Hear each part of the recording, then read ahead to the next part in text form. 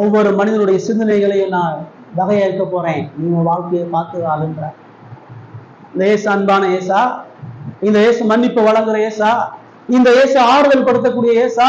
இந்த இடத்துல ஏசு தன்னை குறிச்சு என்ன சொல்றார்? அவர் அன்பை சொல்றாருதான், அவர் மன்னிப்பை சொல்றாருதான், அவர் கிருபையை சொல்றாருதான். அதே வேளையில அவர் தன் கோபத்தையும் சொல்றார், தன் நீதியையும் சொல்றார், தனது மகிமையையும் சொல்றார், தான் இந்த உலகத்துல கொண்டு வரக்கூடிய நீதியான ஆக்கினை தீர்ப்பையும் சொல்கிறவரா இருக்கிறார். வெறுமனே ஒரு பக்கம் இயேசுவை நம்பி இன்னொரு பக்கம் இயேசுவை எடுத்துடக்கூடாது. பூரணமான இயேசுவை நம்ம நம்புறோம், பூரணமான இயேசுவை நம்ம விசுவாசிக்கிறோம்.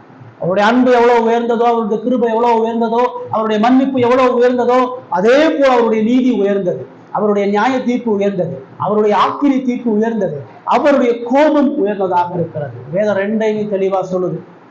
எப்படிப்பட்ட இயேசு நமக்கு வேணும்? எப்படிப்பட்ட இயேசுவை தேடி வர்றோம்? எப்படிப்பட்ட இயேசு